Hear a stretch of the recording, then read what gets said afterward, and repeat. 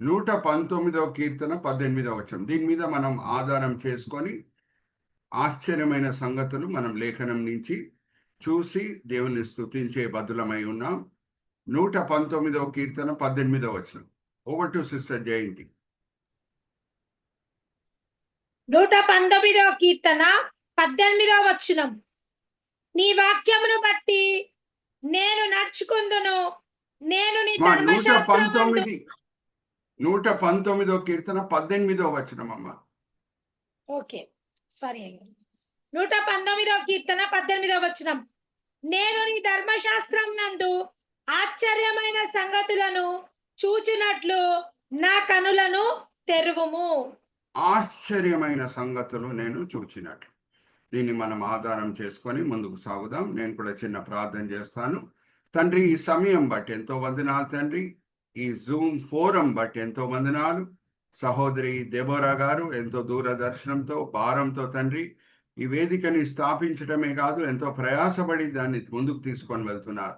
సహోదరిని దీవించండి, ఆశీర్వదించండి. అలాగే ఈ జూమ్ మీటింగ్లో పాల్గొనుటకు వచ్చిన ప్రతి వ్యక్తి బట్టి ఎంతో వందనాలు. వాళ్ళు ఈ సాయంత్రం వేళ ఆదివారం వాళ్ళ గృహాల్లో రిలాక్స్ అవుతూ ఉంటుండొచ్చు, కానీ ఎంతో ఆసక్తితో మేము వాక్యం చేత బలపరచబడాలి, వాక్యం చేత మేము నూతనపరచబడాలి, ఎంతో మంచి కోరికలతో వచ్చి ఉన్నారు. అందరిని కూడా మీరు తృప్తిపరుస్తున్నారు, దీవిస్తున్నారు, ఆశీర్వదిస్తున్నారు అని మేము నమ్ముచున్నాం. నిష్ప్రయోజకమైన మీ దీన దాసుని నించోబెట్టి ఈ సమయంలో మీ మహిమార్థమై వాడుకుంటున్నారు తండ్రి. దాన్ని బట్టి నేను మిమ్మల్ని స్తుతిస్తున్నాను. ఈ దినం, ఈ వేళ, ఈ పూట మీరు ఏమేం పాఠాలు మా కొరకు ఏర్పరిచి ఉన్నారు అదంతా కూడా మా విశ్వాస నేతం వెప్పి బయలుపరుస్తారని నమ్ముచు ఈ వినపములు మేము యేసుక్రీస్తు పరిశుద్ధమైన వేడుకుంటున్నాం. ఆమేన్, ఆమేన్, ఆమేన్. సో రాజ్ కుమార్ గారు మనకి స్లైడ్స్ చూపిస్తారండి. ఇప్పటి వరకు మనం ఏం కవర్ చేశామో ఈ హెడ్డింగ్ కింద lessons from the festival of Pentecost, పెంతికోస్ పండుగ నుంచి మనం నేర్చుకునే పాఠాలు ఏంటి అనేది ఇప్పటి వరకు మనం ఏమేం స్లైడ్స్ కవర్ చేశామో అది మనం ఒకసారి చూసేసి ఈరోజు కొత్త స్లైడ్స్కి మనం వెళ్దాము. ఇప్పటి వరకు మనం చూసిన స్లైడ్స్ బ్రదర్ రాజ్ కుమార్ గారు మనకు చూపిస్తారు. చూడండి brother, go back brother. Similarities between juice and Christians as regards Pentecostal festival. క్రైస్తవులు యూదుల మధ్యన పెంతికోస్ పండుగ విషయంలో ఏం పోలికలు ఉన్నాయి? మొదటిగా సీక్వెన్షియల్, తర్వాత హిస్టారికల్, తర్వాత డైరెక్షనల్, తర్వాత అగ్రికల్చర్. జస్ట్ క్లుప్తంగా నేను మీతో ఈ విషయాలు పంచుకొని ముందుకు వెళ్తున్నాను. యూదుల చరిత్రలో మనం చూస్తే మొదట్లో పస్కా పండుగ, దాని తర్వాతనే పెంతికోస్ పండుగ. పస్కా పండుగ ప్రాముఖ్యత ఏంటి? ఆ దినము వాళ్ళకి ఐగుప్తు దాసత్వం నుంచి విమోచన కలిగింది. ఇంకా ఇక్కడ చూడండి, లెఫ్ట్ సైడ్ పిక్చర్లో మనం చూస్తున్నాము ఒక యూదుడు ఆయన ద్వారబంధం మీద పస్కా గొర్రెపిల్ల రక్తము ఆయన పూస్తున్నాడు, రాస్తున్నాడు. ఎందుకు? ఆ దినం దేవుడు ముందే చెప్పి ఉన్నారు, మరణదూత ఐగుప్తు దేశం లోపల వచ్చినప్పుడు మీ గృహాలని అది దాటిపోవాలి అని అంటే ఆ రక్తము మీ ద్వారబంధం మీద మీరు రాయండి అని దేవుడు చెప్పాడు. వేరే ఐగుప్తు గృహాల లోపల మరణదూత వెళ్తుంది, కానీ యూదుల గృహం దాటి అది వెళ్ళిపోతుంది. అందుకే పస్కా పండుగకి ఇంకొక పేరు ఇంగ్లీష్లో ఏంటంటే pass over. The Angel will pass over. దేవుని ఉగ్రత ఆ గృహం లోపల రాదు, ఆ గృహం మీద రాదు. సో యూదులు మొదట్లో పెంతికోస్ పండుగ ఆచరిస్తారు, ఎందుకంటే అది వాళ్ళకి ఐగుప్తు దాసత్వం నుంచి విమోచనకి ఆ గుర్తు. మనం కూడా ఇండిపెండెన్స్ డే ఎలాగా భారతీయులంగా ఆచరిస్తామో ఇండిపెండెన్స్ డే, అలాగా యూదులు ప్రతి సంవత్సరం పెంతికోస్ పండుగను ఆచరిస్తారు. ఎందుకంటే మనకి ఎలాగా బ్రిటిష్ సామ్రాజ్యం నుంచి విడుదల కలిగిందో ఆ విడుదల వచ్చిందో, అలాగే యూదులకి ఐగుప్తు దాసత్వం నుంచి విమోచన దినము కలిగింది. దాన్ని పెట్టుకొని పెంతికోస్ పండుగ వాళ్ళు ఆచరిస్తారు. ఇంకా రైట్ సైడ్ పిక్చర్ చూడండి, వాళ్ళు 50 దినములు తర్వాత సీనాయి కొండ దగ్గర ఉన్నప్పుడు దేవుడు అగ్ని వలె దిగి వచ్చి వాళ్ళకి ధర్మశాస్త్రం ఇస్తున్నారు. ఆ ధర్మశాస్త్రమే వాళ్ళ సమాజంకి పునాది అయి ఉన్నది. వాళ్ళ సమాజంలో ఒక స్థిరత ఉంది అని అంటే ధర్మశాస్త్రమే దానికి కారణం. ఇప్పుడు నేను మిమ్మల్ని ఒక ప్రశ్న అడుగుతానండి. మనం భారతీయులంగా మొదట్లో ఇండిపెండెన్స్ డే, తర్వాత రిపబ్లిక్ డే కూడా ఆచరిస్తాం. రిపబ్లిక్ డే ఎందుకు మనం ఆచరిస్తాము? ఆ దినం మనకి రాజ్యాంగం దొరికింది కాబట్టి. రాజ్యాంగం వలన మన భారతదేశంలో ఇప్పుడు స్థిరత ఉంది. నేను మిమ్మల్ని అడిగే ప్రశ్న ఏంటంటే, ప్రతి భారతీయుడు నేను నా ఇష్టపూర్వకంగా నేను ఈ ఈ సమాజంలో నేను ఉంటాను, ఏం కావాల్స్తే నేను అది చేస్తాను, రాజ్యాంగంకి నేను లోబడను అని అంటే భారతదేశంలో స్థిరత ఉంటుందా అండి? అడుగుతున్నా మిమ్మల్ని, అన్మ్యూట్ చేసుకొని జవాబు ఇవ్వండి. ఉండదయ్య గారు, ఉండదు. సో ఎలాగా మనకి రాజ్యాంగం ముఖ్యమో అలాగే యూదులకి ధర్మశాస్త్రము ముఖ్యం. ఇప్పుడు మనం నెక్స్ట్ స్లైడ్కి వెళ్దాము. Next slide brother Vijay. మన ఇక్కడ చూడండి, క్రైస్తవుల్లో మొదట్లో దేవుని పస్కా గొర్రెపిల్ల అయిన యేసు పస్కా పండుగ దినమే వధింపబడుతున్నాడు మన పాపంలో కొరకు. ఆయన చిందించిన రక్తము మనల్ని దేవుని ఉగ్రత నుంచి కాపాడుతున్నది. ఎలాగా పస్కా గొర్రెపిల్ల రక్తము యూదులని దేవుని ఉగ్రత నుంచి కాపాడిందో, యేసుక్రీస్తు ప్రభువారు చిందించిన రక్తం, మన దేవుని పస్కా గొర్రెపిల్ల రక్తం చేత మనము దేవుని ఉగ్రత నుంచి రక్షింపబడుతున్నాం. దాని తర్వాతనే 50 దినముల తర్వాత ఇక్కడ చూడండి రైట్ సైడ్ పిక్చర్, ఎలాగ దేవుడు అగ్ని వలె దిగి వచ్చాడో సీనాయి కొండ మీద, అలాగే పై గదిలో శిష్యులు ఎదురు చూసేటప్పుడు ఆత్మ కొరకు అగ్ని వలె పరిశుద్ధాత్మ దేవుడు వాళ్ళ జీవితంలో దిగి వస్తున్నాడు. అగ్ని మీద కూడా కర్జర్ పెట్టి చూపించండి రాజ్ కుమార్ గారు. చూడండి, అగ్ని వలె దిగి వస్తున్నాడు. ఆ పోలిక మనకు చాలా తేటగా కనిపిస్తున్నది. అలాగే యూదులు దేవుడు ముందే దిగి వస్తాను సినేకొండ మీద అగ్ని వలె అని చెప్పినప్పుడు వాళ్ళని పరిశుద్ధత విషయంలో సిద్ధపరచుకున్నారు. 3 దినములు వాళ్ళు సిద్ధపరచుకున్నారు. అదంతా కూడా నేను పోయిన వారం మీతో పంచుకున్నాను, మరి గుర్తు చేస్తున్నాను. అలాగే ఇక్కడ కూడా మనం గమనిస్తే, మిమ్మల్ని అడుగుతున్న ఒక ప్రశ్న, యేసుక్రీస్తు ప్రభువారు ఆరోహణమై వెళ్ళిన తర్వాత శిష్యులు వాళ్ళు పై గదిలో ఆత్మికత విషయంలో వాళ్ళని సిద్ధపరచుకున్నారా లేదా వారు ఇష్టానుసారంగా జీవిస్తున్నారా? మీరే చెప్పండి. సిద్ధపరచుకున్నారు. సో కరెక్ట్ గా 50వ దినంన పెంతికోస్ పండుగ పస్కా పండుగ తర్వాత యేసుక్రీస్తు ప్రభువారు శిలువ మరణం తర్వాత మనం గమనిస్తే పరిశుద్ధాత్మ దేవుడు అగ్ని వలె దిగి వస్తున్నాడు. ఈ పోలికలు చాలా తేటగా ఉన్నాయి యూదులు క్రైస్తవుల మధ్యన. ఇప్పుడు నెక్స్ట్ స్లైడ్ కి మనం వెళ్దాం. Next slide historical. యూదులకి నెక్స్ట్ స్లైడ్ బ్రదర్, ఇక్కడ చూడండి. Thank you brother. సో ధర్మశాస్త్రము ఎంత యూదులకి ప్రాముఖ్యమో అలాగే మనకి పరిశుద్ధాత్మ నడిపింపు ముఖ్యం. హిస్టారికల్. మనము రిపబ్లిక్ డే ప్రతి సంవత్సరం భారతీయులుగా ఆచరిస్తాం. ఎందుకంటే ఆ రాజ్యాంగమే మన సమాజంకి పునాది అయి ఉన్నది, ఒక స్థిరతకి కారణమై ఉన్నది. సో ఇప్పుడు చూడండి, డైరెక్షనల్ అనే విషయము మనం చూస్తే ధర్మశాస్త్రం ఏం చేస్తున్నది, వాళ్ళకి దారి చూపిస్తున్నది. వాళ్ళు దాసులై ఉన్నప్పుడు, నేను మిమ్మల్ని అడుగుతున్నానండి ఒక ప్రశ్న, మన రాజ్యాంగం అయితే చాలా మంచిగా చదువుకున్న డాక్టర్ అంబేద్కర్ గారు బాగా రీసెర్చ్ చేసి వేరే రాజ్యాంగంలో ఏమేమి ఉన్నాయి ప్రపంచంలో అవన్నీ కూడా రీసెర్చ్ చేసి మన కొరకు ఆయన రాసి పెట్టాడు. కానీ నేను మిమ్మల్ని ఒక ప్రశ్న అడుగుతున్నా, యూదులు దాసులై ఉన్నప్పుడు, ఐగుప్తు లో దాసులై ఉన్నప్పుడు వాళ్ళు బాగా చదువుకోవడానికి ఏమైనా ఆస్కారం ఉందా అండి? చెప్పండి, అన్మ్యూట్ చేసుకొని. దాసులై ఉన్నప్పుడు లేదు. సో వాళ్ళకి ఒక సమాజంగా ఎలాగుండాలి, దేశంగా ఎలాగ నివసించాలి ఏమీ కూడా తెలియదు. సో ఆ రాజ్యాంగం, ఆ ధర్మశాస్త్రము వాళ్ళకి ఎంతో విలువైన ధననిధి అయి ఉన్నది. అందుకే కీర్తనకారుడు ఏమంటున్నాడు, ఒకసారి 119వ కీర్తన 105వ వచనం ఇక్కడ చూడండి. లెఫ్ట్ సైడ్ పిక్చర్ మీద కర్సర్ పెట్టి చూపించండి రాజ్ కుమార్ గారు. Your word is a lamp to my feet and a light to my path అని అంటున్నాడు కీర్తనకారుడు. ప్రభువా, నీ ధర్మశాస్త్రము, నీ వాక్యము నాకు వెలుగులో నాకు చీకట్లో ఒక వెలుగు అయి ఉన్నది అని అంటున్నాడు. అలాగే మన క్రైస్తవుల్లో ఎప్పుడు పరిశుద్ధాత్మ దేవుడు క్రైస్తవుల జీవితంలో దిగి వస్తాడో, ఇంకా చాలా మంది, నేను చెప్తున్నానండి, నేను 43 సంవత్సరాలు ప్రభుతో నడుచుకుంటున్నాను, 21 సంవత్సరాలు నేను సేవలో ఉన్నాను. గ్రామ ప్రాంతాల్లో వెళ్తే, జాగ్రత్త వినండి, గ్రామ ప్రాంతాలకు వెళ్తే వాళ్ళకి చాలా మందికి చదువు ఉండదు, బైబిల్ కూడా చదవడానికి వాళ్ళకి సరిగా తెలియదు, కానీ ఎంతో పరిశుద్ధమైన జీవితం, సమర్పణ కలిగిన జీవితం వాళ్ళు జీవిస్తున్నారు. ఆత్మ నడిపింపు చేత. హల్లెలూయా, ప్రైజ్ ద లార్డ్. అందుకే 1 యోహాను 2:27 ఏముంది?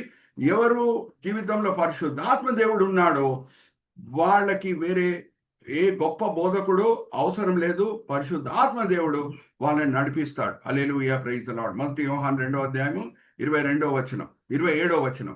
సో ఇప్పుడు జాగ్రత్త వినండి. దేవుడు ముందే కూడా ఈ విషయం బట్టి ప్రవచించాడు. ఏమని ప్రవచించాడు? ఇర్మియా గ్రంథం 31:31 పైన హెడ్లైన్ మీద ఒక్కసారి కర్సర్ పెట్టి చూపించండి రాజ్ కుమార్ గారు. ప్రభువారు ఏమన్నారంటే, కొత్త నిబంధన నేను ఎలాగిస్తానంటే, నా ధర్మ విధులు, నా ఆజ్ఞలు నేను క్రైస్తవుల హృదయం మీద రాస్తాను అని అన్నాడు. హల్లెలూయా, ప్రైజ్ ద లార్డ్. హృదయం మీద రాస్తాను అని అన్నాడు. సో ఎంతో మంది ఇప్పుడు దెబోరా సిస్టర్ కూడా అప్పుడప్పుడు గ్రామ ప్రాంతాల్లో పరిచర్య చేస్తూ ఉంటారు. అమ్మా దెబోరా, మీరు అన్మ్యూట్ చేసుకొని జవాబు ఇవ్వండి అమ్మా. చాలా మంది చదువు లేని వాళ్ళని కూడా మీరు చూసి ఉండొచ్చు, కానీ వాళ్ళు బైబిల్లో ఏం రాసిందో దాని ప్రకారంగానే జీవిస్తారు. సమర్పణ కలిగిన జీవితం జీవిస్తారు, పరిశుద్ధమైన జీవితం జీవిస్తారు. ఏదో బైబిల్ చదివి అని కాదు, ఎందుకంటే దేవుని ఆజ్ఞలు వాళ్ళ హృదయంలో రాయబడి ఉన్నాయి. హల్లెలూయా, ప్రైజ్ ద లార్డ్. అమ్మా దెబోరా, గ్రామ ప్రాంతాలకు కూడా మీరు వెళ్తూ ఉంటారు మా అప్పుడప్పుడు. ఈ సత్యం మీరు గమనించి ఉంటారు, అవునా కాదా చెప్పండి.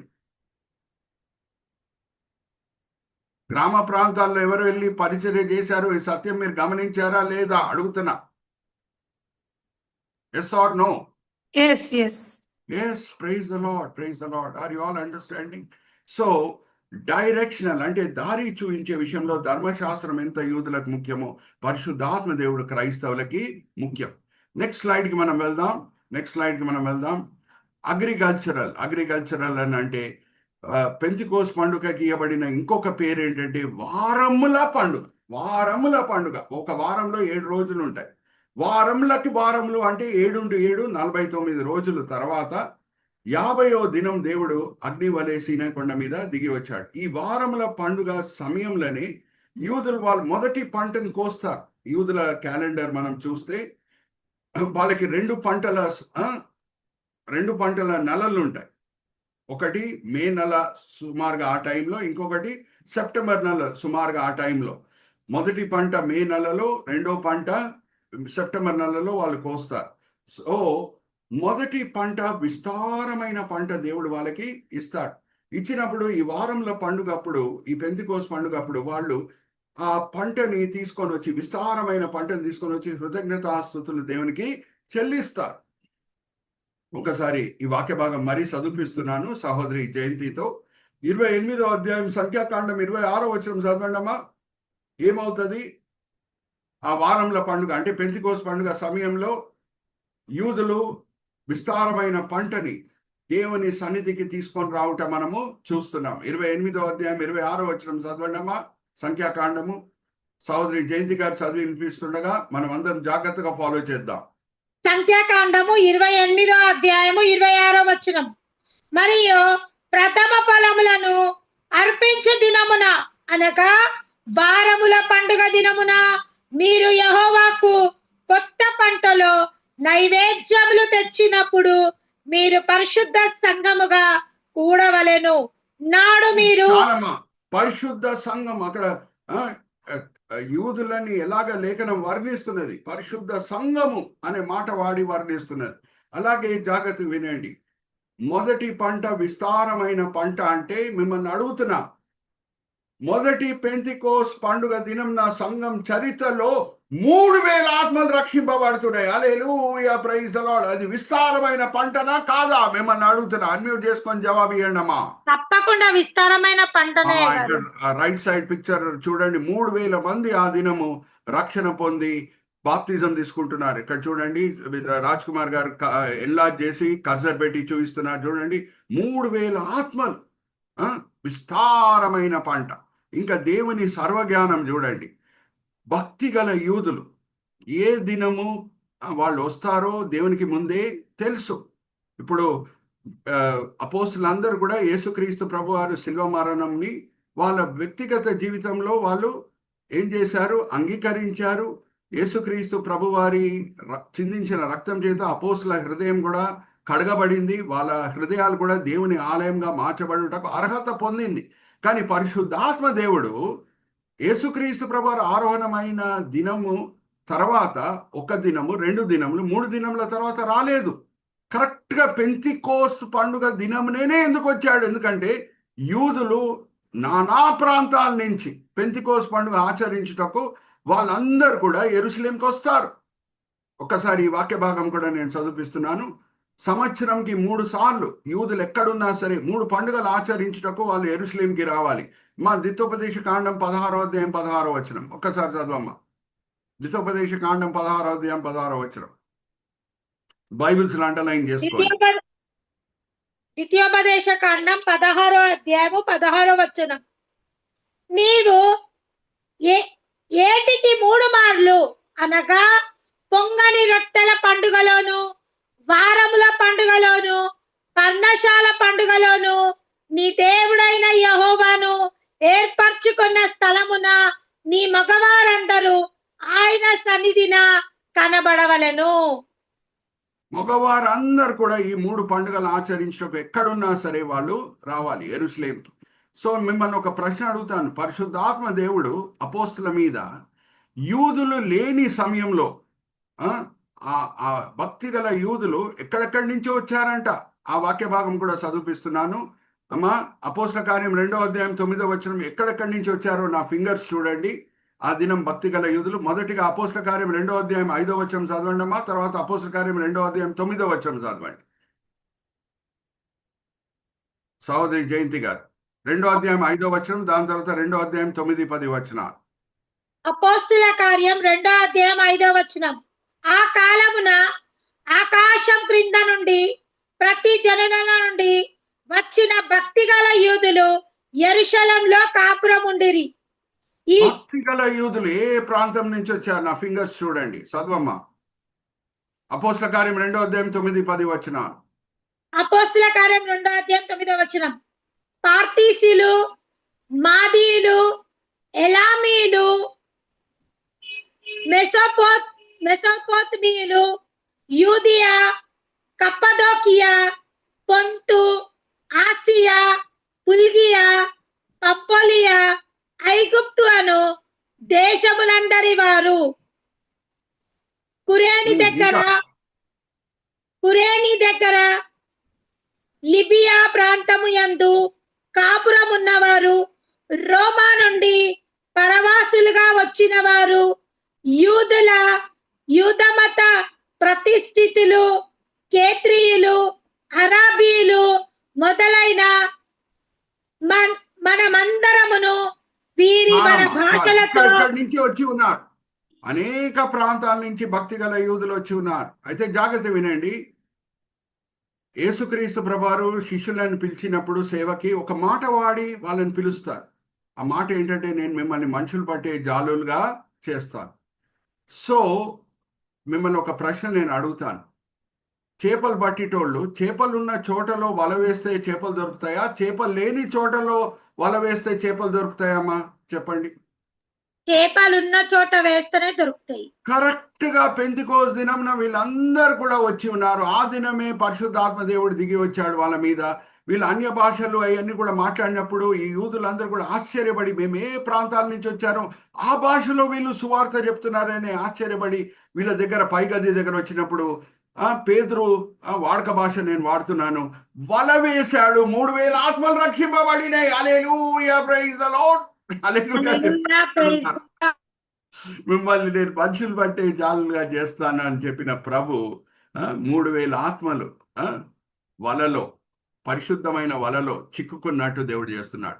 జాగ్రత్త వినండి. ఇప్పటి వరకు పేతురు అన్నా యోహాన్ అన్నా వాళ్ళు చేపలు పట్టే వాళ్ళుగా ఉండేటప్పుడు ఏ చేపలను వాళ్ళు పట్టారో బహుశా ఆ చేపలను వాళ్ళు అమ్మారు కావచ్చు, చంపారు కావచ్చు, తిన్నారు కావచ్చు. కానీ ఇప్పటి నుంచి పట్టుకుండే చేపలని వాళ్ళు నిత్య జీవంకి నడిపించబోతున్నారు. Hallelujah, praise the lord. ఈ 3000 మంది నిత్య జీవంకి నడిపింపబడారు. Hallelujah, praise the lord. ఎక్కడ హల్లెలూయాలు వినొచ్చా నేను? Hallelujah, praise the lord. Hallelujah. Are you understanding? ఎన్ని పోలికలు ఉన్నాయి చూడండి. యూదుల పెంతెకోస్తు, అలాగే క్రైస్తవుల పెంతెకోస్తు. ఇప్పుడు నెక్స్ట్ స్లైడ్కి మనం వెళ్దాం. ఇప్పుడు చూడండి, ఓన్లీ యూదుల కన్ను దృష్టి నుంచి మనం చూస్తే ధర్మశాస్త్రం ప్రాముఖ్యత ఏంటంటే చిన్న దేశం ఇజ్రాయెల్ దేశము, కానీ పక్కనున్న పెద్ద పెద్ద దేశాలు వీళ్ళ ధర్మశాస్త్రంలో ఉన్న జ్ఞానంని చూసి వాళ్ళు ఆశ్చర్యపడతారంట. వీళ్ళంతకీ బాగా ఏం చదువుకోలేదు, దాసులై ఉన్నప్పుడు ఐగుప్తులు ఏం చదువుకోగలుగుతారు? అలెగ్జాండ్రియా అనే ఒక ప్రాంతంలో యూనివర్సిటీ ఉంటుంది ఐగుప్తులో, కానీ ఎవరు కూడా అలెగ్జాండ్రియాలో వెళ్ళి చదువుకోలేదు యూదులు. జాగ్రత్త వినండి. అయితే వీళ్ళు పొందిన ధర్మశాస్త్రంలో ఉన్న జ్ఞానంతో కూడిన ఆజ్ఞలను చూసి పక్కనున్న దేశంలో ఆశ్చర్యపడతాయి అని దేవుడు చెప్పారు. ఇక్కడ చూడండి, నేను వాడే వర్డ్స్ అన్ని కూడా ఆపోజిట్ వర్డ్స్. సైజ్ కింద నేను వాడే opposite words, small and big. Protection అనేటప్పటికీ విజిబుల్ అండ్ ఇన్విజిబుల్. రిపెంటెన్స్ అనేటప్పటికీ గాడ్లీ అండ్ అన్గాడ్లీ. చూడండి, ఎగ్జాక్ట్లీ ఆపోజిట్ వర్డ్స్ నేను వాడుతున్నాను. స్మాల్ అండ్ బిగ్, చిన్న దేశం ఇజ్రాయెల్ దేశం, కానీ దేవుడిచ్చిన ధర్మశాస్త్రం ఉన్న జ్ఞానంని చూసి పెద్ద దేశాలు ఆశ్చర్యపడతాయంట. ఒకసారి నెక్స్ట్ స్లైడ్కి మనం వెళ్దాం. ఇక్కడ చూడండి, మనము మ్యాప్ చూస్తేనే అర్థమైపోతుంది. చిన్న ఇజ్రాయెల్ దేశము, ఇక్కడ చూడండి left side, Dan to Beersheba. Israel దేశంని ఎలాగా లేఖనం వర్ణిస్తుందంటే దాన్ టు బీర్షిబా. మనం భారతదేశంని ఎలాగ వర్ణిస్తాం? కాశ్మీర్ టు కన్యాకుమారి అని ఎలాగ వర్ణిస్తామో ఇజ్రాయెల్ దేశంని లేఖనం ఎలాగ వర్ణిస్తుంది? దాన్ టు బీర్షిబా అంటే దాను ఉత్తరం వైపున ఉన్న చివరి భాగము, బీర్షిబా దక్షిణం వైపు ఉన్న చివరి భాగం. సో నేను ఇజ్రాయెల్ దేశం వెళ్ళొచ్చాను కాబట్టి నేను అధికారంతో మాట్లాడచ్చు. దాన్ టు బీర్షిబా 240 కిలోమీటర్ మాత్రమే. Vijayawada to Hyderabad or Mancherial to Hyderabad, చాలా చిన్న దేశం. ఇంకా ఐగుప్తుతో పోలిస్తే రైట్ సైడ్ కర్సర్ మీరు చూడండి, బ్లూ కలర్ ఉంది ఇజ్రాయెల్ దేశము, ఐగుప్తు వచ్చి పింక్ కలర్లో ఉంది. ఐగుప్తుతో పోలిస్తే ఇజ్రాయెల్ దేశము 45 సార్లు తక్కువ. ఆర్ ఐగుప్తు ఇజ్రాయెల్ దేశము ల్యాండ్తో పోలిస్తే 45 సార్లు ఎక్కువగా ఉంటుంది ఐగుప్తు. చూడండి, అందుకే నేను రైట్ సైడ్ పిక్చర్లో చూపిస్తున్నాను ఐగుప్తు ఎంత పెద్దదో, ఇజ్రాయెల్ ఎంత చిన్నదో. కానీ దేవుడు ఏమన్నారు అని అంటే, నేనిచ్చే ధర్మశాస్త్రం ఉన్న జ్ఞానంని చూసి పెద్ద దేశంలో కూడా ఆశ్చర్యపడతాయి. ఎక్కడుంది ఆ మాట? ఒకసారి తీయండి అమ్మా జయంతి గారు. 4వ అధ్యాయం 6వ వచనం చదవండి అమ్మా. ద్వితోపదేశ కాండం 4వ అధ్యాయం 6వ వచనం బైబిల్స్ అండర్లైన్ చేసుకోండి. 4వ అధ్యాయం 6వ వచనం. ద్వితోపదేశ కాండం 4వ అధ్యాయము 6వ వచనం. ఈ కట్టడలన్నిటినీ మీరు గైకొని అనుసరింపవలెను. వాటిని గురించి విన్న జనుల దృష్టికి అది మీకు జ్ఞానమును, అదే మీకు వివేకము. వారు చూచి ఆశ్చర్యముగా ఈ గొప్ప జనమును జ్ఞాన వివేచనములు గల జనమని చెప్పుకొందురు. హల్లెలూయా, ప్రైజ్ ది లార్డ్. సో యూదుల కనుదృష్టి నుంచి చూస్తే పెంతెకోస్తు పండుగ ప్రాముఖ్యత మనకి అర్థమవుతుంది. ఆ దినమే వాళ్ళు ధర్మశాస్త్రము పొందారు.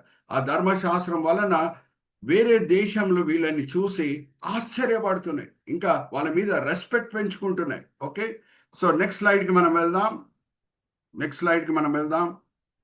ప్రొటెక్షన్. ఇక్కడ చూడండి, రిపబ్లిక్ డే దినమున ఇక చూస్తే ఇక్కడ మార్చ్ పాస్ట్ జరుగుతుంది ఎవ్రీ ఇయర్. మన భారతదేశంలో ఉన్న సైనికులు అందరు కూడా వచ్చి రాజ్పథ్ అనే ఒక చోట ఢిల్లీలో ఉంటుంది. లెఫ్ట్ సైడ్ పిక్చర్ మీద కర్సర్ పెట్టి చూపించండి రాజ్ కుమార్ గారు.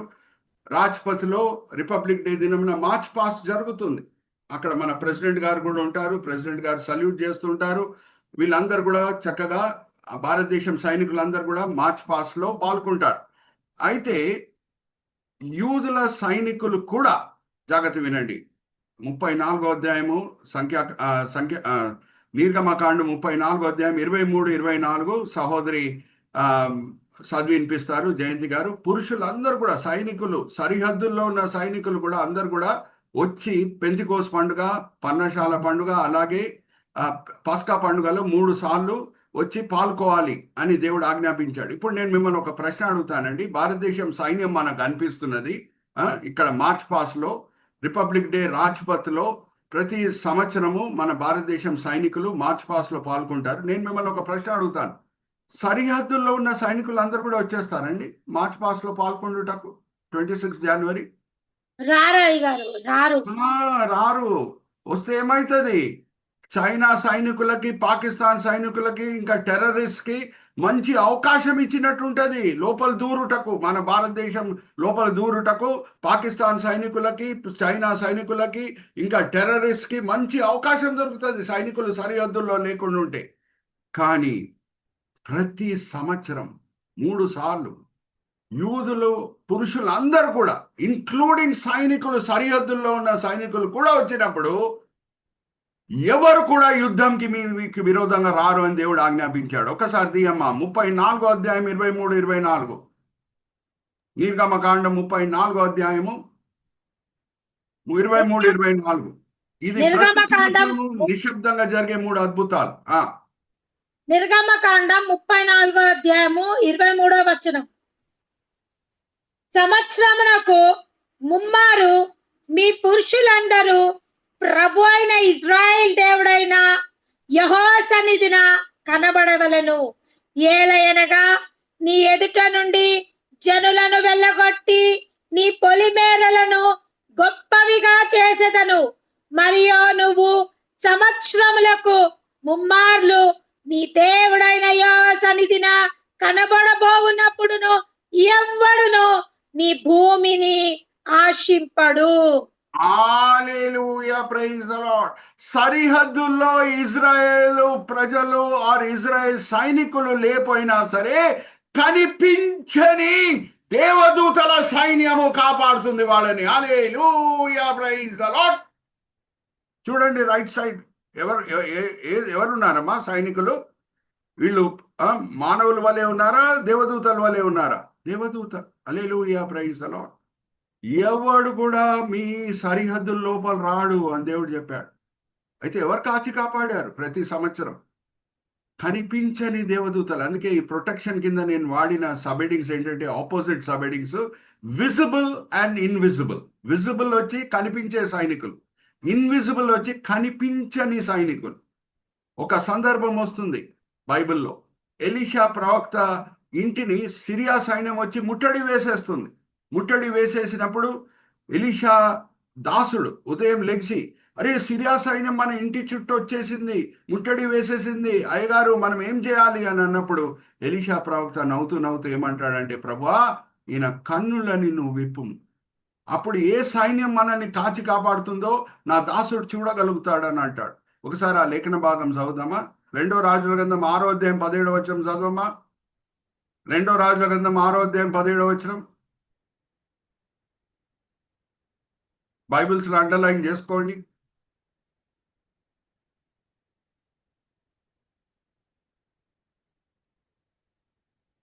రెండో రాజుల గ్రంథం 6వ అధ్యాయం 17వ వచనం. 2 రాజుల గ్రంథం 6వ అధ్యాయము 17వ వచనం. యెహోవా వీడు చూచినట్లు దయచేసి వీని కండ్లను తెరువమని ఎలీషా ప్రార్థన చేయగా యెహోవా పనివాని కండ్లను తెరవజేసెను. కనుక వాడు ఎలీషా చుట్టూను పర్వతమును అగ్నిగుర్రముల చేత, రథముల చేత నిండి ఉండుట చూచెను. హల్లెలూయా, ప్రైజ్ ది లార్డ్. మన దేవుడు మారని దేవుడు. హల్లెలూయా, ప్రైజ్ ది లార్డ్. ప్రతి క్రైస్తవుని చుట్టూ కూడా ఆయన కాపుదల కొరకు, క్రైస్తవుని కాపుదల కొరకు, భద్రత కొరకు దేవుడు ఆయన దేవదూతలను ఉంచుతాడు. హల్లెలూయా, ప్రైజ్ ది లార్డ్. ఏ క్రైస్తవుడన్నా ఆయన జీవితంలో దేవుడు ఏం సాధించాలి ఆ క్రైస్తవుని ద్వారా అని అదంతా కూడా సాధించే వరకు ఆ క్రైస్తవుడు చనిపోవడానికి వీల్లేదు. Hallelujah, praise the lord. Are you all with me? యేసుక్రీస్తు ప్రభువారు ఆయన దేవుని పస్కా గొర్రె పిల్లగా యెరూషలేంలోనే పస్కా పండుగ దినమే చనిపోవాలి. దాని వరకు ఎంతో మంది ఆయనను చంపుటకు ప్రయత్నించారు. కానీ ఆయన గడియ ఇంకానూ రాలేదు, ఆయన గడియ ఇంకానూ రాలేదు అని లేఖనం సెలవిస్తుంది. అలాగే ప్రతి క్రైస్తవుడు కూడా ఆయన గడియ దేవుని దృష్టిలో వచ్చే వరకు ఎవరు చంపడానికి వీల్లేదు. Hallelujah, praise the lord. ఉందా ఆ మాటలు? ఒకసారి చూద్దామా? యేసు గడియ ఇంకా రాలేదు, యేసు గడియ ఇంకా రాలేదు అనే మాటలు లేఖనంలో ఉన్నాయా? ఒకసారి చూద్దామా? అమ్మా యోహాను సువార్త 7వ అధ్యాయం 30వ వచనం చదవండి అమ్మా. అలాగే యోహాను సువార్త 8వ అధ్యాయం 20వ వచనం కూడా చదవండి. యోహాను సువార్త 7వ అధ్యాయం 30వ వచనం. యోహాను సువార్త 7వ అధ్యాయము 30వ వచనం. అందుకు వారు ఆయనని పట్టుకొన యాతము చేసిరి, కానీ ఆయన గడియ ఇంకనూ రాలేదు కనుక ఎవ్వడును ఆయనను పట్టుకొనలేదు. హల్లెలూయా, ప్రైజ్ ది లార్డ్. అలాగే 8వ అధ్యాయం 20వ వచనం కూడా చదవమ్మా. యోహాను సువార్త 8వ అధ్యాయం 20వ వచనం. యోహాను సువార్త 8వ అధ్యాయం 20వ వచనం. ఆయన దేవాలయంలో బోధించుచుండగా కానుక పెట్ట ఉన్న చోట ఈ మాటలు చెప్పెను, ఆయన గడియను ఇంకా రాలేదు కనుక ఎవ్వడను ఆయనని పట్టుకొనలేదు.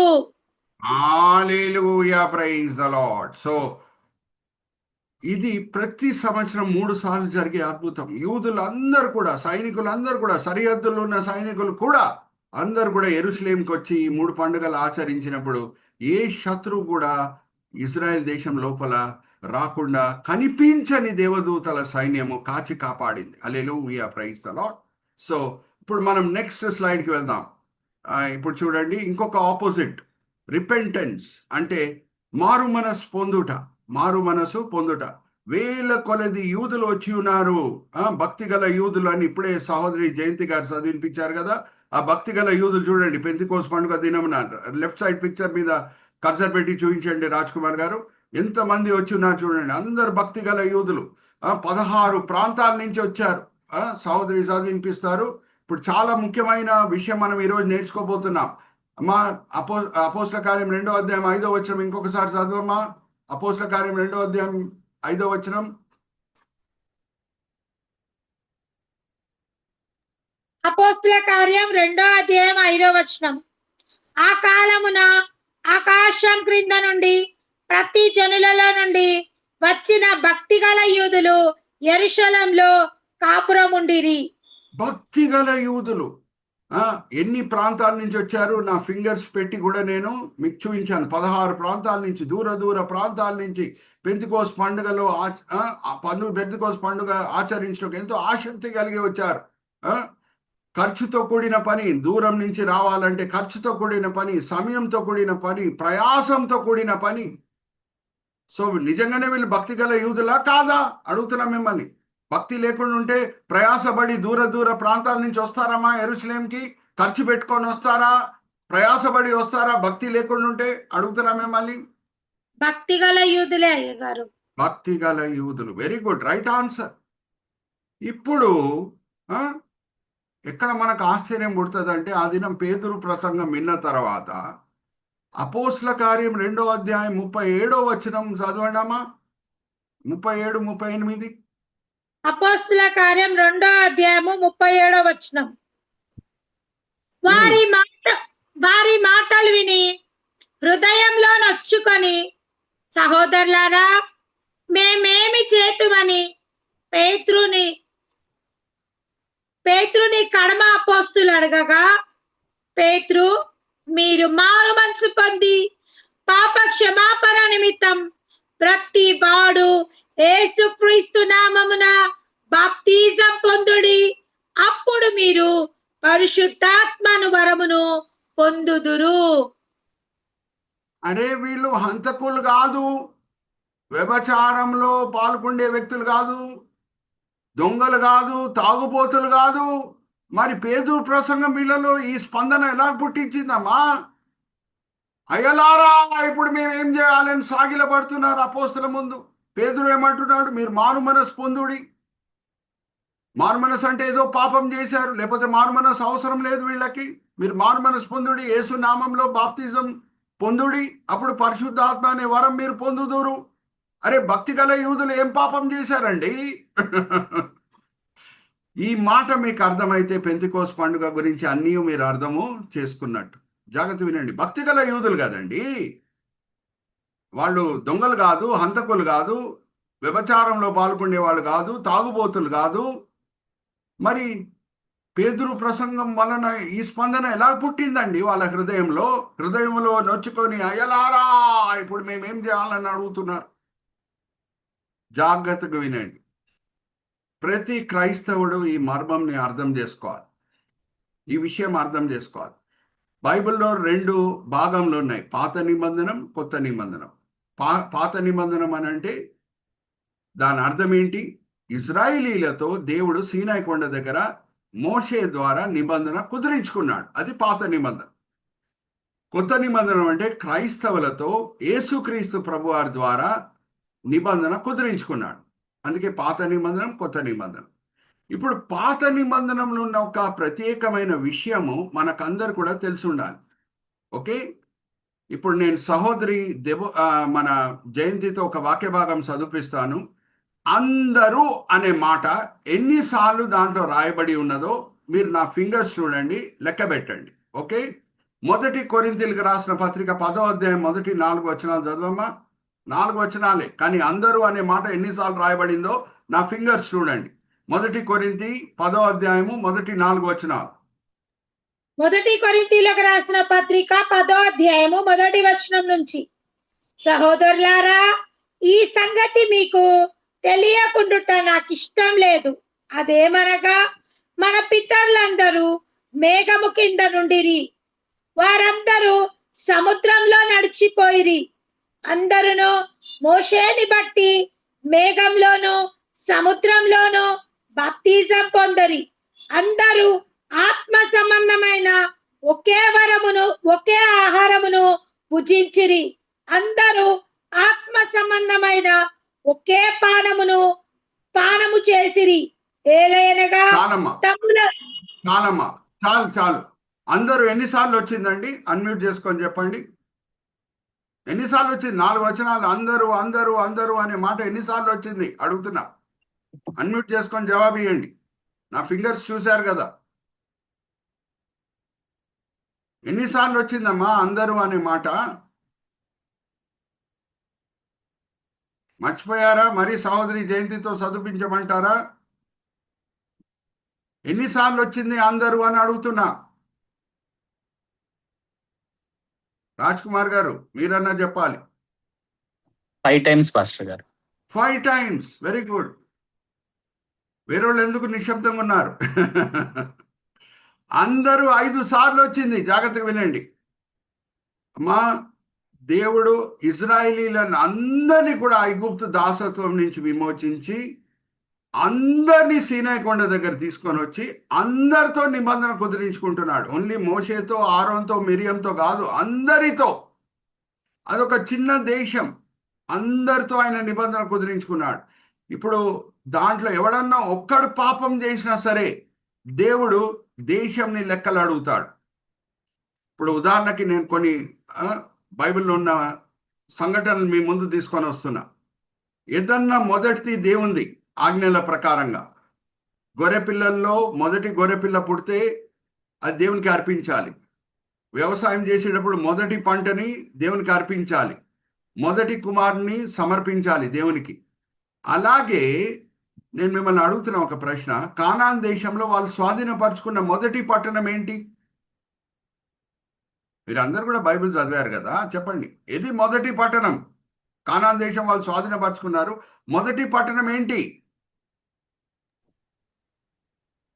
చెప్పండి. రాజ్ కుమార్ గారు అన్మ్యూట్ చేశారు. జెరికో అనుకుంటున్నా పాస్టర్. జెరికో. Right answer. ఇప్పుడు వేరే పట్టణాలు వాళ్ళు స్వాధీనపరుచుకున్నప్పుడు అక్కడ ఉన్న వెండి బంగారం వాళ్ళ దగ్గర పెట్టుకోవచ్చు, కానీ మొదటి పట్టణంకి చెందిన వెండి బంగారము అది వాళ్ళ దగ్గర పెట్టుకోవడానికి వీలు లేదు. అది లెవీలకు తీసుకొని వచ్చి ఇవ్వాలి. దేవుడు ఆజ్ఞాపించాడు అలాగే. కానీ ఇజ్రాయెల్ దేశంలో ఒక వ్యక్తి, ఆయన పేరు ఆచాన్. నేను చదివిస్తున్నాను, జాగ్రత్త వినండి. యెహోషువ గ్రంథం 7వ అధ్యాయం మొదటి వచనం చదవమా. యెహోషువ గ్రంథం 7వ అధ్యాయం మొదటి వచనం. ఆకాన్ అనే ఒక వ్యక్తి ఏం చేశాడు? ఎరికో పట్టణంలో ఉన్న వెండి బంగారం చూసి ఆశించి దురాశతో ఆయన ఏం చేశాడు? దాన్ని తీసుకొని వచ్చి ఆయన గుడారంలో దాచిపెట్టుకున్నాడు. దేవుని ఆజ్ఞలను పాటించలేదు. అప్పుడు దేవుని ఉగ్రత ఎలాగొచ్చింది? ఆచాన్ మీదనే కాదు, ఇజ్రాయెల్ మీద అని మాట అక్కడ రాయబడి ఉంటుంది. ఒకసారి దిగమ్మా. 7వ అధ్యాయం యెహోషువ గ్రంథం మొదటి వచనం. యెహోషువ గ్రంథం 7వ అధ్యాయం మొదటి వచనం. అన్మ్యూట్ చేసుకొని చదవమ్మా జయంతి. యెహోషువ గ్రంథం 7వ అధ్యాయము మొదటి వచనం. శపితమైన దాని విషయంలో ఇజ్రాయేలీలు తిరుగుబాటు చేసిరి. ఎట్లనగా, యూదా గోత్రంలో జెరాహు మునిమన్మడను జబిల్దా మన్మడను కర్మేలు కుమారుడనైన ఆకాను శపితము చేయబడిన దానిలో కొంత తీసుకొనెను. కనుక యెహోవా ఇజ్రాయెల్ మీద కోపించెను. ఇజ్రాయెల్ యోషువ మీద కోపించెను అని ఉన్నదా, ఆచాన్ మీద కోపించెను అని ఉన్నదా? అడుగుతున్నా ఇజ్రాయెల్ మిమ్మల్ని. మీద కోపించెను. ఇదే విషయం మరి యెహోషువ గ్రంథం 22వ అధ్యాయం 20వ వచనంలో చదువుకోవచ్చు. 22వ అధ్యాయం 20వ వచనం యెహోషువ గ్రంథం. మరి సహోదరి చదివినిపిస్తారు. చదవమ్మా. యెహోషువ గ్రంథం 22వ అధ్యాయం 20వ వచనం. ఇదే యోషువ సంఘటన గ్రంథం గురించి అక్కడ రాయబడి ఉన్నది. యోషువ గ్రంథం 22వ అధ్యాయం 20వ వచనం. జరాహు కుమారుడైన ఆకాను ప్రతిష్ఠితమైన దాని విషయంలో తిరగబడినప్పుడు ఇజ్రాయిలీల సర్వ సమాజం మీదికి కోపము రాలేదా? తన దోషముల వల్ల ఆ మనుషుడొక్కడే మరణమాయనా? చాలమ్మా. సర్వ సమాజం మీదకి దేవుని కోపం వచ్చింది. ఎందుకంటే దేవుడు దేశంతో నిబంధన కుదిరించుకున్నాడు. ఇంకా జాగ్రత్త వినండి. ఇజ్రాయెల్ దేశము తెలంగాణ రాష్ట్రం కంటే చిన్నది. నేను మిమ్మల్ని ఒక ప్రశ్న అడుగుతున్నాను. ఇజ్రాయెల్ దేశము తెలంగాణ రాష్ట్రం కంటే చిన్నది. ఇప్పుడు తెలంగాణ రాష్ట్రంకి చెందిన ఒక మంచి చీఫ్ మినిస్టర్ గారు రేవంత్ రెడ్డి గారు కోరుకున్నారు అనుకుందాం. అరే నా మాటలు విని, నా ప్రతి మాట విని తెలంగాణ రాష్ట్రంలో ఉన్న ప్రజలు నా మాటలకి విని, నా మాటలు లోబడి వాళ్ళు మేలు పొందాలి అని మంచి చీఫ్ మినిస్టర్ గారు రేవంత్ రెడ్డి గారు కోరుకుంటే ఏమైనా తప్పుందా? దాంట్లో అడుగుతున్నా మిమ్మల్ని, తప్పుందా అలా కోరుకుంటే మన చీఫ్ మినిస్టర్ గారు? తప్పు లేదు. సో అరే రేవంత్ రెడ్డి గారికి అధికారం ఉంటే రాజాది రాజు సృష్టికర్త అయిన దేవునికి ఆయన విమోచించిన ఇజ్రాయెల్ దేశం మీద ఎంత హక్కు ఉంది. హల్లెలూయా, ప్రైజ్ ద లార్డ్. అందరితో ఆయన నిబంధన కుదిరించుకున్నాడు. ఇజ్రాయెల్ దేశంలో ఎవరన్నా ఒక్కరు పాపం చేసినా సరే అందరిని ఆయన లెక్కలు అడుగుతాడు. అందుకే ఎజ్రా గ్రంథంకి మనం వద్దాం. 9వ అధ్యాయం. ఎజ్రా చాలా భక్తిపరుడు, పరిశుద్ధుడు, నీతిమంతుడు, ఆజ్ఞలని పాటించే వ్యక్తి. కానీ ఎజ్రాకు ఒక కబురు వచ్చిందంట. ఎజ్రా గ్రంథం 9వ అధ్యాయం. కొంచెం మంది యూదులు అన్య స్త్రీలని పెళ్లి చేసుకొని అపవిత్రంగా జీవిస్తున్నారనే కబురు వచ్చిందంట ఎజ్రాకి. ఆయన భక్తిపరుడే. కానీ ఆ కబురు వినగానే ఎజ్రా స్పందన ఎలాగుండిందో మనం చూద్దాం. 9వ అధ్యాయం మొదటి 3 వచనాలు చదవమ్మా. ఎజ్రా గ్రంథం 9వ అధ్యాయం మొదటి 3 వచనాలు. ఎజ్రా గ్రంథం 9వ అధ్యాయము మొదటి 3 వచనములు.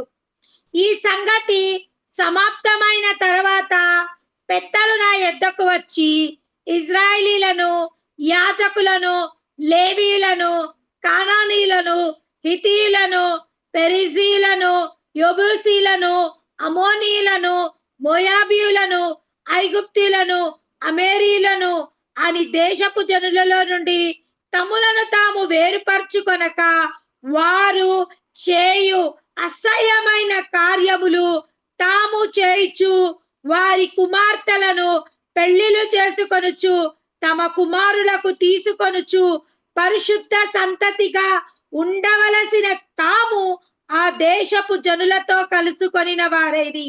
ఈ అపరాధమును చేసిన వారిలో పెద్దలను, అధికారులను నిజముగా ముఖ్యులై ఉండినని చెప్పిరి.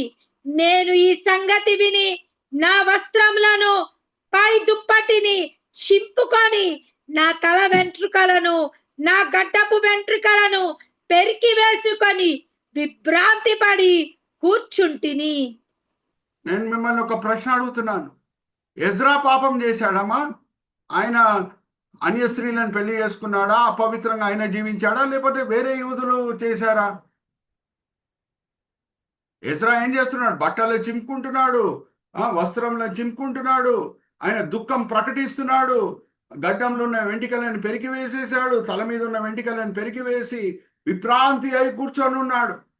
వ్యక్తిగతంగా చూస్తే ఎజ్రా ఏమైనా పాపం చేశాడా? అడుగుతారా మిమ్మల్ని?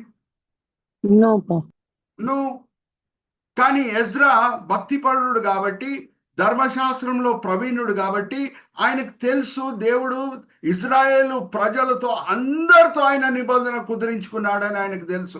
సో ఇజ్రాయేలీలు వేరే వాళ్ళు కొంచెమంది పాపం చేసినా సరే దేవుని ఉగ్రత ఫుల్ దేశం మీద వస్తుందని ఆయనకు తెలుసు. అందుకే విభ్రాంతి పడి కూర్చొని ఉన్నాను అని చెప్తున్నాడు. హల్లెలూయా, ప్రైజ్ ది లార్డ్. ఇప్పుడు మీకు అర్థమవుతుంది ఈ భక్తి గల యూదులు యేసుక్రీస్తు ప్రభు వారిని చంపలేదు, వేరే యూదులు చంపారు. భయంకరమైన ప్లాన్లు వేసి పొంతి పిలాతు ముందు యేసుక్రీస్తు ప్రభు వారికి విరోధంగా నేరములు మోపి పొంతి పిలాతు మీద ఒత్తిడి తీసుకొని వచ్చి వేరే యూదులు యేసుక్రీస్తు ప్రభు వారు మెస్సయ్య అని చంపారు. వీళ్ళు చంపలేదు.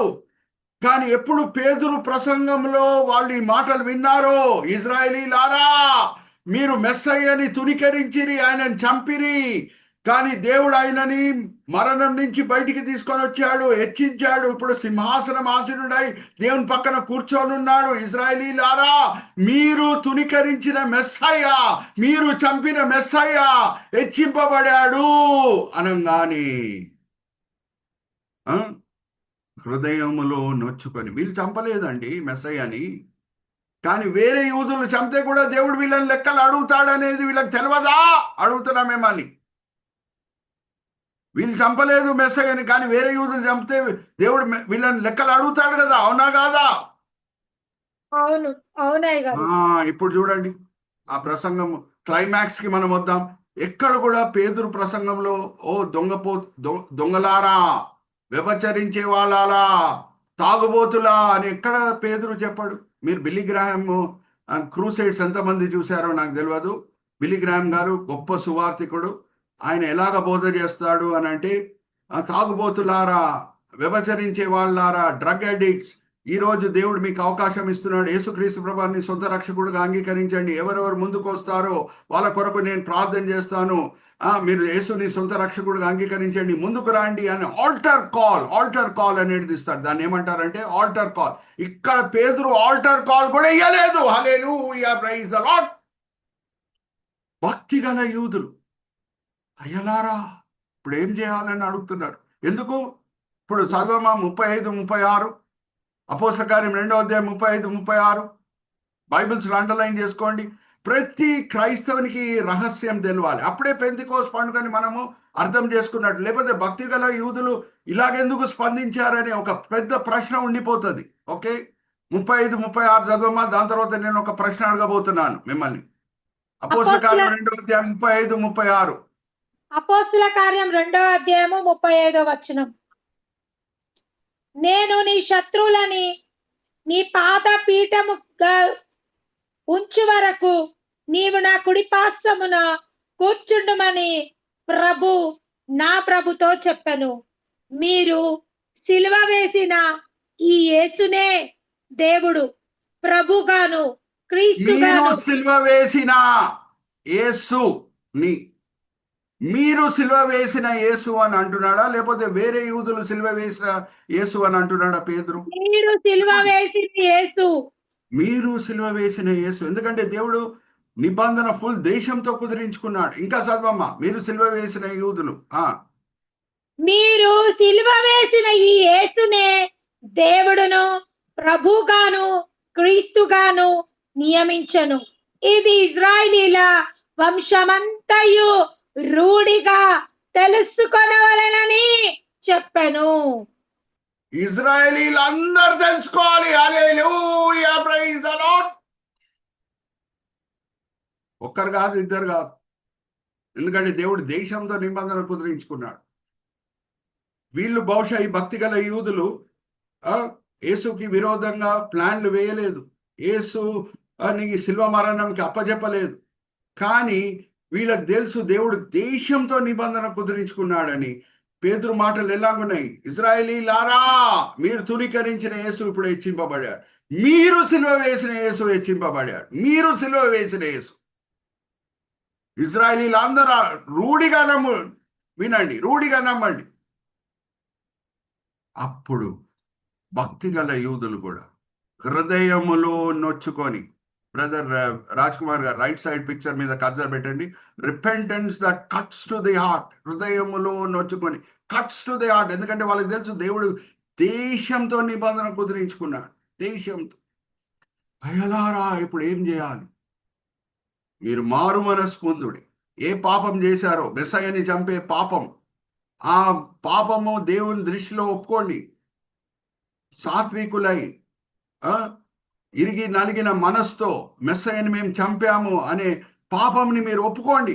ఒప్పుకొని యేసు నామంలో బాప్తిజం పొందుడి. అప్పుడు మీ పాపములు క్షమించబడతాయి, మీ హృదయాలు దేవుని ఆలయంగా మార్చబడతాయి. పరిశుద్ధాత్మ దేవుడు వచ్చి మీ హృదయంలో కూడా నివసిస్తాడు. ఎలాగ మా హృదయంలో నివసిస్తున్నాడో మీ హృదయంలో కూడా నివసిస్తాడు. హల్లెలూయా, ప్రైజ్ ద లార్డ్. మా బహుశా ఈ సత్యం చాలా మంది క్రైస్తవులకు తెలియదు.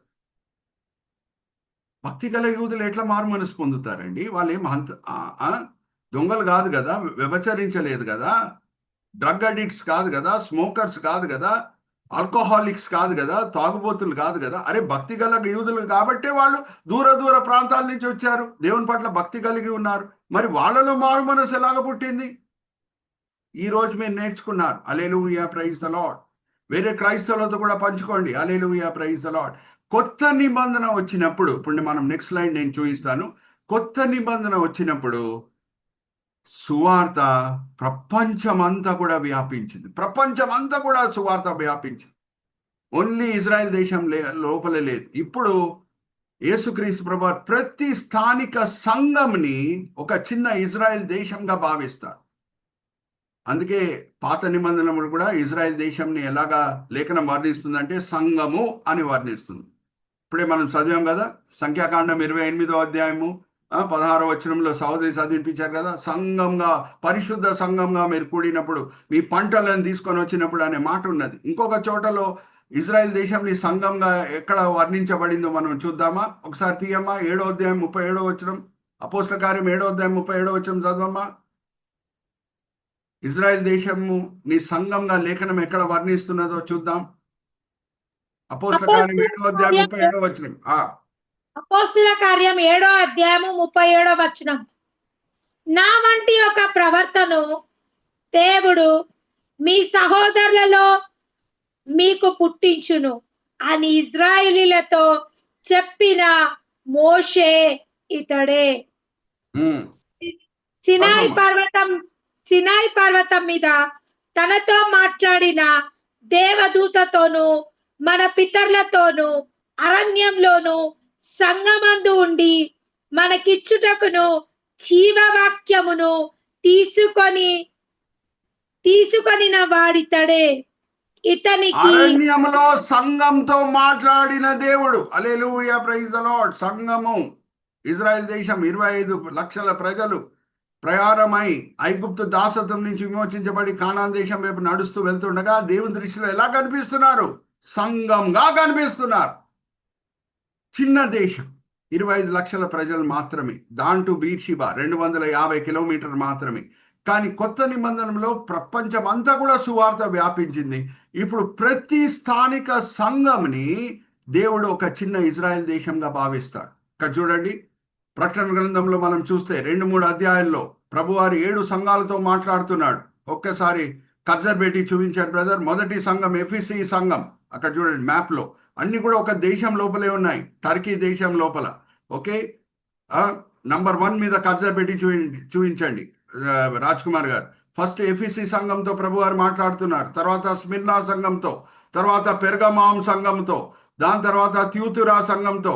రాజ్ కుమార్ గారు కర్జర్ పెట్టి చూపిస్తారా? అలాగే 5వ సంఘము సార్దిస్ సంఘం, తర్వాత ఫిలడెల్ఫియా, దాని తర్వాత లౌదిక సంఘం. నేను మిమ్మల్ని ఒక ప్రశ్న అడుగుతానండి. ఇప్పుడు కొత్త నిబంధనంలో యేసుక్రీస్తు ప్రభువారు 7 సంఘాలతో మాట్లాడేటప్పుడు లౌదిక సంఘంలో ఉన్న లోటుపాట్లు బట్టి స్మిర్నా సంఘంని లెక్కలు అడుగుతున్నాడా అండి? అన్మ్యూట్ చేసుకొని జవాబు ఇవ్వండి అమ్మా. నో. అలాగే సార్దిస్ సంఘంలో ఉన్న లోటుపాట్లు బట్టి ఫిలడెల్ఫియా సంఘంని లెక్కలు అడుగుతున్నాడా? నో.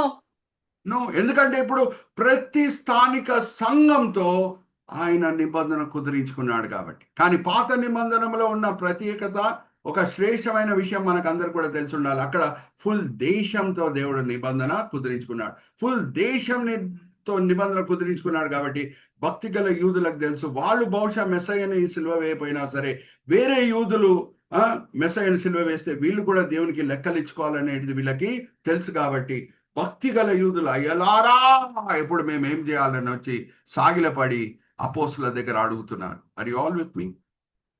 ఇది గొప్ప మర్మం. ఇది మీరు తెలుసుకున్నారు ఈరోజు మీకు ఒక చిన్న బిర్యానీ లాంటిది ఇది. హల్లెలూయా, praise the lord.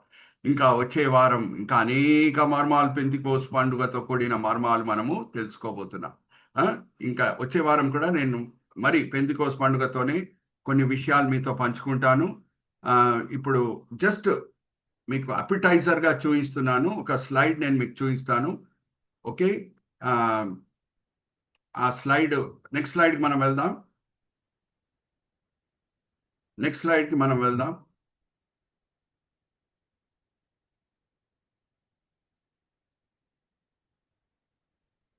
From Christian perspective, only క్రైస్తవుల కనుదృష్టి నుంచి ఇప్పుడు పెంతికోస్ పండుగని మనం చూస్తే, మొదటిగా సువార్త యూదుల మధ్యన ప్రకటింపబడింది, తర్వాత అన్యుల మధ్యన. Okay, so target Jew first and then Gentile, method return and unreturn అన్ని కూడా నేను ఎక్స్ప్లెయిన్ చేస్తాను. రిటర్న్ అండ్ అన్రిటర్న్, సైన్స్, పరిశుద్ధాత్మ వరాలు, పరిశుద్ధాత్మ ఫలం. ఎందుకంటే పెంతికోస్ పండుగ అంటే పరిశుద్ధాత్మ దేవుడు. పరిశుద్ధాత్మ దేవుని గురించి మనం ధ్యానించినప్పుడు పరిశుద్ధాత్మ వరాలేంటో మనకు తెలిసి ఉండాలి, పరిశుద్ధాత్మ ఫలం ఏంటో మనకు తెలిసి ఉండాలి. తర్వాత కేటగిరీ, అపోస్తులు 3000 మంది, అపోస్తులు 3000 మంది. దాంతో కూడిన స్లైడ్ మాత్రమే నేను మీకు చూపిస్తాను. వచ్చే వారం అన్ని కూడా నేను ఎక్స్ప్లెయిన్ చేస్తాను. ఇప్పుడు ఎక్స్ప్లెయిన్ చేయడం స్టార్ట్ చేస్తే మరి 1 గంట పడుతుంది. ఒక్కసారి కింద వెళ్ళండి రాజ్ కుమార్ గారు. ఆ కేటగిరీ వరకు మనం చూద్దాం. కేటగిరీ కింద వెళ్ళిపోదాం. కింద ఇక్కడ చూడండి. నెక్స్ట్ ఇక్కడ చూడండి. ఇక్కడ చూడండి. చూపించండి బ్రదర్. ఓకే, ఇక్కడ చూడండి. పరిశుద్ధాత్మ దేవుడు గొప్ప కార్యం మరియా పట్ల చేశాడు. ఇప్పుడు చూడండి, యేసుక్రీస్తు ప్రభువారు జన్మించిన దినంని మనం క్రిస్మస్గా ఆచరిస్తాం. 3000 ఆత్మలతో సంఘం జన్మించిన దినంని మనం పెంతికోస్ పండుగగా ఆచరిస్తాం. పోలికలు చూడండి ఎంత తేటగా మనకు అనిపిస్తున్నదో. యేసుక్రీస్తు ప్రభువారికి ఇవ్వబడిన అనేక పేర్లు ఒక పేరు పెళ్లి కుమారుడు, సంఘంకి ఇవ్వబడిన అనేక పేర్లు ఒక పేరు పెళ్లి కుమార్తె. పెళ్లి కుమారుడు జన్మంలో, పెళ్లి కుమార్తె జన్మంలో పోలికలు మనకి తేటగా కనిపిస్తాయి.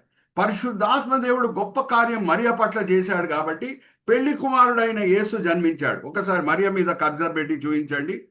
మరియ మీద కర్జర్ చూడండి ఎంత చక్కగా టెక్నికల్ కోఆర్డినేషన్ చేస్తున్నారు చూడండి. మన మన బ్రదర్ రాజ్ కుమార్ గారు. అప్పుడు పెళ్లి కుమారుడైన యేసు జన్మించాడు. యేసు మీద కూడా కర్జర్ పెట్టి చూపించండి రాజ్ కుమార్ గారు. Very good. అలాగే పరిశుద్ధాత్మ దేవుడు గొప్ప కార్యం అపోస్తుల పట్ల చేశాడు కాబట్టి వాళ్ళు బోధ చేశారు ఆ దినం కాబట్టి 3000 ఆత్మలు ఆ రోజు రక్షింపబడుతున్నాయి, సంఘం జన్మిస్తున్నది. ఇప్పుడు నేను మిమ్మల్ని అడిగే ప్రశ్న, మరియా జీవితంలో అద్భుత కార్యము కాకుండా ఉంటే యేసు జన్మించడానికి వీలవుతుందమ్మా అడుగుతున్నా? వీలు కాదు. అలాగే అపోస్తుల జీవితంలో పరిశుద్ధాత్మ దేవుడు గొప్ప కార్యం చేయకుండా ఉంటే ఈ 3000 ఆత్మలు రక్షింపబడేవా, సంఘం జన్మించేది ఆ దినము? Very good. ఎంత తేటగా పోలికలు కనిపిస్తున్నాయి చూడండి. పెళ్లి కుమారుడు జన్మంలో, పెళ్లి కుమార్తె జన్మంలో. ఓకే, సో జాగ్రత్త వినండి. జస్ట్ మీకు ఇది ఓన్లీ అపిటైజరు. ఎందుకంటే ఈ సబ్జెక్ట్ నేను తీసుకుంటే మరి గంట అయిపోతుంది. జస్ట్ మీకు అపిటైజర్గా చెప్తున్నాను. రోమన్ క్యాథలిక్స్ చేసే పొరపాటు ఏంటంటే, రోమన్ క్యాథలిక్స్ మీకు అందరు కూడా తెలుసు, పోపు వాళ్ళ నాయకుడు మార్టిన్ లూథర్ గారు గొప్ప దిద్దుబాటు తీసుకొని వచ్చారు. వాళ్ళు చేసే పొరపాటు ఏంటంటే మేరీ మీద ఫోకస్ చేస్తారు కానీ యేసుక్రీస్తు ప్రభు వారి మీద ఫోకస్ చేయరు. మేరీకి ఎక్కువ ప్రాముఖ్యత ఇస్తారు కానీ యేసుక్రీస్తు ప్రభు వారికి ఇయ్యరు. మరియా ద్వారా ప్రార్థన చేయాలి అని అంటారు. ఇప్పుడు అలాగే ప్రొటెస్టెంట్స్లో కొన్ని సంఘాలు ఉన్నాయి, అన్ని సంఘాలు కాదండి, నేను పేరు పెట్టి కూడా చెప్పట్లేదు.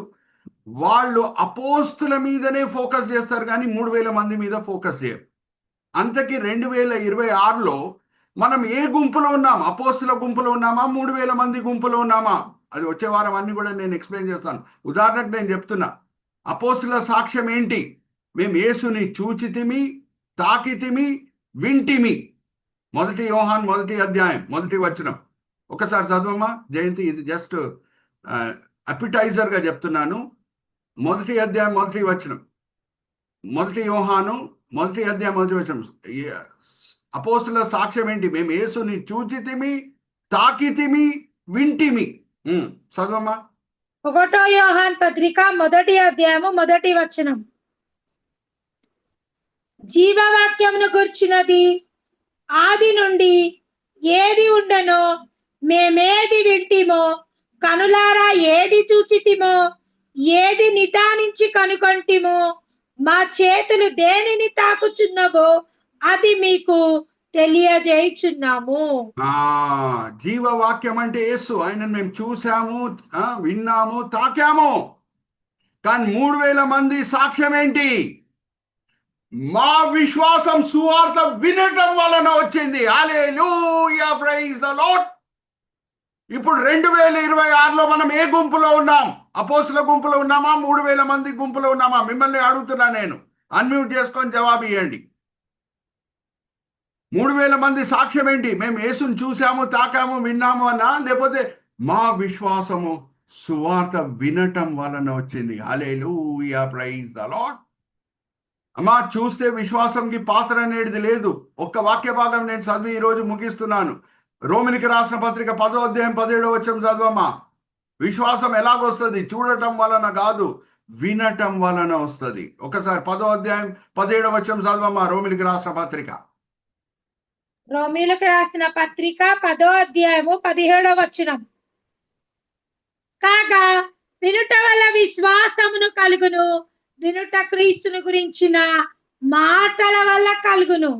హల్లెలూయా, ప్రైజ్ ద లార్డ్. యేసుక్రీస్తు ప్రభువారితో కూడిన మాటలు వినటంతో విశ్వాసము వచ్చును. ఇప్పుడు 2026లో మనం ఏ గుంపులు ఉన్నాం? అపోస్తుల గుంపులు ఉన్నామా? 3000 మంది గుంపులు ఉన్నామా? అడుగుతున్నా. అన్మ్యూట్ చేసుకొని చెప్పండి. అన్మ్యూట్ చేసుకొని చెప్పండి అమ్మా. ఏ గుంపులు ఉన్నాం? 3000 వారి గుంపులో పాస్టర్ గారు. హల్లెలూయా, ప్రైజ్ ద లార్డ్. 3000 మంది గుంపులు ఉన్నాం. కానీ కొన్ని సంఘాలు ఓన్లీ అపోస్తులు అపోస్తులు అపోస్తులు. అన్ని విషయాలు నేను వచ్చే వారం మీతో పంచుకుంటాను. ఆ 3000 గుంపులు మనం ఎలాగున్నాం? పరిశుద్ధ ఆత్మ ఫలం ఎలాగా 3000 మందిలో మొదట్లో కనిపించింది, తర్వాత వరాలు ఎలాగా దేవుడు వాళ్ళకి ఇచ్చాడు, వాళ్ళ జీవితంలో ఏం జరుగుతుంది, అదే ఇప్పుడున్న క్రైస్తవ జీవితంలో జరుగుతుంది. అన్నీ కూడా వచ్చే వారం నేను మీతో పంచుకుంటాను. అనేక మర్మాలు ఉన్నాయి పెంతికోస్ పండుగతో కూడినవి.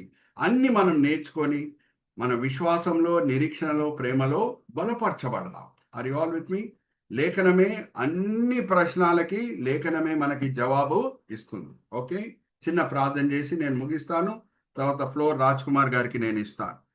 తండ్రి, ఈ సమయం బట్టి ఎంతో వందనాలు, ఈ ఫోరం బట్టి ఎంతో వందనాలు తండ్రి. ఎంతో ప్రయాసపడి సహోదరి దెబోరా ఈ వేదికని స్థాపించున్నారు. ఆ బిడ్డను దీవించండి, ఆశీర్వదించండి. అలాగే ఈ వేదిక మీద ఈ మీటింగ్లో పాల్గొనడానికి వచ్చిన ప్రతి వ్యక్తి బట్టి ఎంతో వందనాలు. వాళ్ళు ఈ సమయంలో వేరేదో పనులు చేసుకొని ఉండవచ్చు, కానీ మేము వాక్యం చేత మేము బలపరచబడాలి అని మంచి కోరికలతో వచ్చి ఉన్నారు. మీరు ఆశ కలిగిన ప్రాణంని తృప్తిపరిచే దేవుడై ఉన్నారు.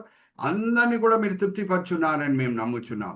అనేక మర్మాలు పెంతికోస్తు పండుగతో కూడిన మర్మాలు మీరు ఈరోజు మాతో పంచుకున్నారు తండ్రి. ఎంతో చక్కగా వాక్యం చదివినిపించారు సహోదరి జయంతి గారు. ఎంతో చక్కగా టెక్నికల్ కోఆర్డినేషన్ చేశారు రాజ్ కుమార్ గారు. తండ్రి, ఎంతో ప్రయాసపడి రాజ్ కుమార్ గారు టెక్నికల్ కోఆర్డినేషన్ చేయటమే కాదు, అన్ని సెషన్స్ని రికార్డ్ చేసి ఆయన యూట్యూబ్లో అప్లోడ్ చేస్తున్నారు. ఆ యూట్యూబ్లో అప్లోడ్ చేసిన సెషన్స్ అన్నిటిని కూడా తండ్రి మేము సార్వత్రిక సంఘ సభ్యుల మధ్యన సర్కులేట్ చేయటకు మిమ్మల్ని ప్రోత్సహించండి. ఈ చిన్న పరిచర్య చేత, ఈ చిన్న బైబిల్ స్టడీ చేత 10 మంది, 12 మంది, 15 మంది బైబిల్ స్టడీ చేత సార్వత్రిక సంఘం కూడా మేలు పొందేటట్లు తండ్రి మమ్మల్ని వాడుకోండి. ఈ విన్నపములు మేము యేసుక్రీస్తు పరిశుద్ధమైన నామమున వేడుకుంటున్నాం. Amen, amen, amen. Over to brother Raj Kumar గారు.